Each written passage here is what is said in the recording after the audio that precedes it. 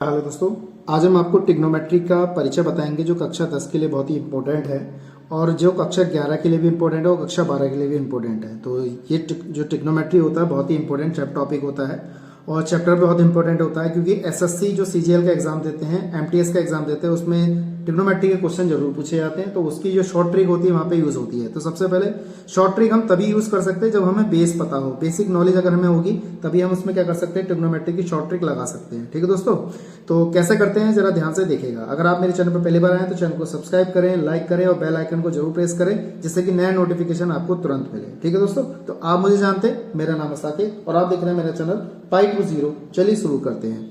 तो आज हम आपको यहाँ पे ट्रिग्नोमेट्री के बारे में बताएंगे, कैसे करते हैं जरा ध्यान से समझिएगा। ठीक है दोस्तों, तो सबसे आप सबको पता है कि ट्रिग्नोमेट्री मतलब कैसे यूज करते हैं, फिर भी मैं आपको बता दे रहा हूँ। थोड़ा समझने की जरूरत है कि अगर आप इसे इग्नोर ना करें, जितना आप अगर शुरू से समझेंगे तो और अच्छा रहेगा। तो हमारे पास क्या है यहाँ पर, ये हमारा एक ट्रायंगल है जिसमें हमारे पास आपको पता है, जिसमें हमारे पास एक कोण जो होता है वो 90 डिग्री का होता है और इसके सामने की भुजा जो होती है वो कर्ण होती है। हमेशा याद रखिएगा, इसको पाइथागोरस प्रमेय से भी लगाकर हम क्या कर सकते हैं, अगर हमें दो भुजाएं दे रखी होती है तो तीसरी भुजा हम यहाँ पे ज्ञात कर सकते हैं। ठीक है दोस्तों, तो हमारे पास ये 90 डिग्री का कोण है, तो इसका मतलब हुआ कि हमारे पास ये वाले जो कोण होंगे, ये वाले ये बराबर कोण होंगे 45 डिग्री के। क्यों? क्योंकि ये सामने की 90 डिग्री के सामने की भुजा हमारी क्या है, कर्ण है। ठीक, और इसके जो हमारे पास 90 के साथ जो कोण बने हुए हैं, ये हमारा कितने का बना हुआ, कोण के साथ साथ जो भुजा बनी हुई है वो लंब बनेगी और 90 के साथ जो आधार बना है इसे हम क्या कहेंगे, ये हमारा आधार कहलाएगा, यानी कि बेस कहलाएगा। ठीक है दोस्तों, तो हमारे पास ये क्या है, लंब है, ये कर्ण है और ये क्या है, हमारा आधार है। इसके आधार पर पूरी ट्रिग्नोमेट्री इसी ट्रायंगल के ऊपर आधारित है, इसी पे डिपेंड है। कैसे करते हैं और देखिएगा जरा। सबसे पहले इंपॉर्टेंट बात यहाँ पे यह है, ट्रिग्नोमेट्री में हमारे पास तीन सर्व समीकरण यानी कि तीन कांस्टेंट होते हैं हमारे पास, sin theta, cos theta, tan theta, cot theta, sec theta और कोसेक थीटा। आपको क्रम यही याद करने का यही पड़ेगा, क्योंकि आप हमेशा ऐसे ही याद करेंगे तो आपका क्रम बहुत बढ़िया रहेगा। देखिए, साइन थीटा आता है, फिर कॉस थीटा आता है, फिर टेन थीटा आता है। ठीक है दोस्तों, तो साइन थीटा हमारे पास क्या है, कॉस थीटा क्या है और टेन थीटा क्या है, इसके बारे में आपको जानना चाहिए। तो साइन का प्रयोग यानी कि ट्रिग्नोमेट्री का प्रयोग ट्रायंगल में कैसे करते हैं वो देखना है जरा। ठीक है दोस्तों, तो कैसे करते हैं देखिएगा जरा। तो हमारे पास वैसे तो आप इसको जानते हैं, ये हमारा क्या है, परपेंडिकुलर यानी कि P से दर्शाएंगे, आधार यानी कि B से दर्शाएंगे और हाइपोटेनियस यानी कि कर्ण को S से दर्शाएंगे। ऐसे कर सकते हैं, या एक फॉर्मूला होता है LAL अपॉन KKA, लाल बटे कक्का, इस टाइप से करते हैं। ये वैसे टेम्परेरी एक सूत्र है, इसको आप याद कर सकते हैं, वरना तो कोई जरूरत नहीं, आप डायरेक्ट ट्रायंगल से इसके सूत्र को आप याद करिएगा। ठीक है, कैसे करते हैं देखिएगा जरा।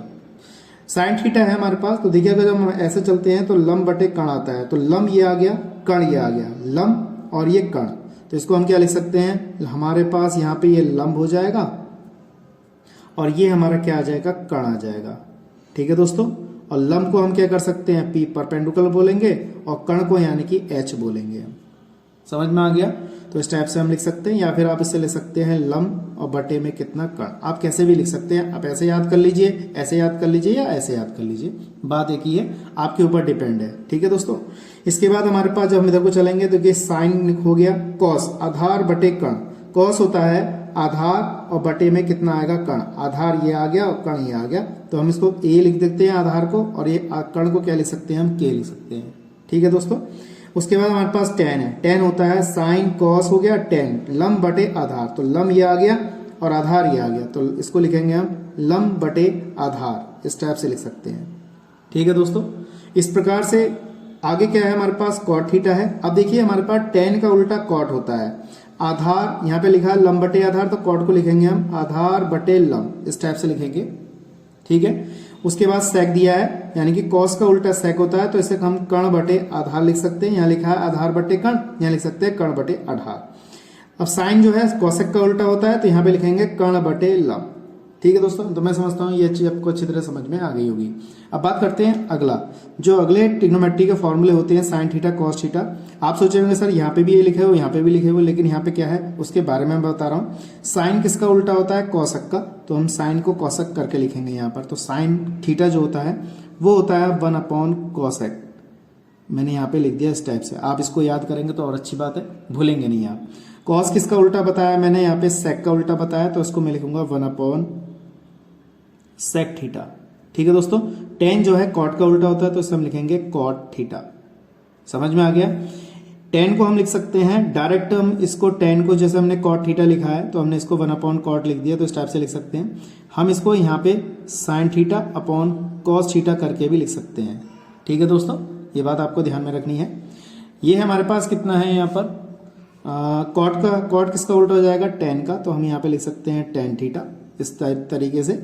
और यहाँ पे कितना आ जाएगा हमारे पास, ये हो जाएगा कॉस थीटा अपॉन में कितना आ जाएगा साइन थीटा, यहाँ पे ऐसे लिख दिया। सेक किसका उल्टा बताया था अभी मैंने, कॉस का उल्टा। सेक जो है कॉस का उल्टा, कॉसेक जो है सेक का उल्टा, तो यहाँ पे लिख देंगे कॉस थीटा। कॉसेक जो है हमारा साइन का उल्टा हो जाएगा, यहाँ पे मैंने इस तरीके से लिख दिया। तो मैं समझता हूँ आपको ये सिंपली तरीके से आपको ये याद हो गए होंगे और अच्छी तरह समझ में आ गए होंगे। अब बात करते हैं यहाँ पे सर्वसमीका की। हमारे पास 3 सर्वसमीका होती हैं, उन 3 सर्वसमीका को लिखने का तरीका क्या होता है वो आपको जानना जरूरी है। ठीक है दोस्तों, कैसे करते हैं देखिएगा। तो सबसे पहले हमारी सर्वसमीका होती है यहाँ पर sine square theta plus cos square theta बराबर कितना होता है 1। ये पहली सर्वसमीका है हमारी। इस पहली सर्वसमीका को हम 2 तरीके से और बढ़ा के लिख सकते हैं। कैसे लिखेंगे जरा ध्यान से देखिएगा। एक बार हम कॉस को उधर ले जाएंगे। देखिए आपको मेन सर्वसमीका तो ये याद करनी है, इसको हम 2 तरीके से और लिख सकते हैं। साइन स्क्वायर थीटा बराबर 1 माइनस कॉस स्क्वायर थीटा, इस तरीके से लिख सकते हैं। अब कॉस को लिख सकते हैं आप, कॉस स्क्वायर थीटा बराबर 1 माइनस का कितना लिख सकते हैं हम, साइन स्क्वायर थीटा। यानी कि हम इस सर्वसमीका को इस तरीके से भी लिख सकते हैं। दूसरी सर्वसमीका हमारी होती है यहाँ पर सेक स्क्वायर थीटा माइनस का टेन स्क्वायर थीटा बराबर कितना आता है 1 आता है। तो इसमें माइनस आता है, यहाँ पे प्लस आता है, ये बात ध्यान रखनी है। इसको भी हम 2 तरीके से लिख सकते हैं। यहाँ पे सेक स्क्वायर थीटा बराबर, ये जब इधर जाएगा तो प्लस का हो जाएगा 1 प्लस ये आ जाएगा टेन स्क्वायर थीटा। अब हम यहाँ अगर टेन के बारे में लिखेंगे तो भाई टेन को इधर ले जाएंगे, ये प्लस का हो जाएगा, ये इधर जाएगा तो माइनस का हो जाएगा। तो हम यहाँ लिखेंगे सेक स्क्वायर थीटा माइनस का 1, इस तरीके से हो जाएगा। ठीक है दोस्तों। तीसरी सर्वसमीका हमारी होती है कॉसेक स्क्वायर थीटा माइनस के कॉट स्क्वायर थीटा बराबर 1। ये हमारी तीसरी सर्वसमीका है। इसको हमने यहाँ पे लिख दिया। तो इसको कैसे लिखेंगे जरा ध्यान से देखिएगा। अब हमारे पास ये है, इसको भी हम 2 तरीके से, जैसे हमने ये 2 तरीके से लिखी है, ऐसे हम इसको भी 2 तरीके से लिख सकते हैं यहाँ पर। ठीक है दोस्तों। तो कैसे लिखेंगे देखिएगा जरा। ये हमारे पास, इसको उधर भेज देंगे तो कॉसेक स्क्वायर थीटा बराबर, इसको उधर भेजेंगे तो प्लस का हो जाएगा, ये हो जाएगा कॉट स्क्वायर थीटा।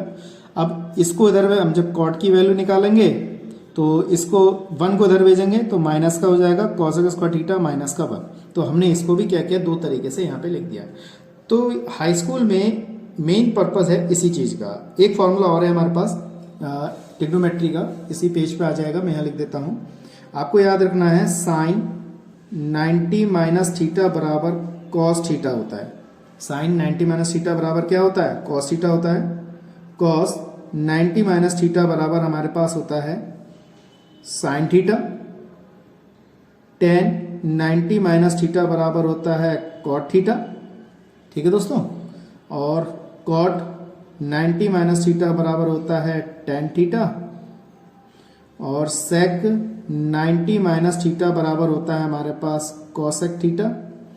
और कॉसेक 90 माइनस थीटा बराबर होता है सेक थीटा। तो ये हमारे क्या है, फॉर्मूले हैं।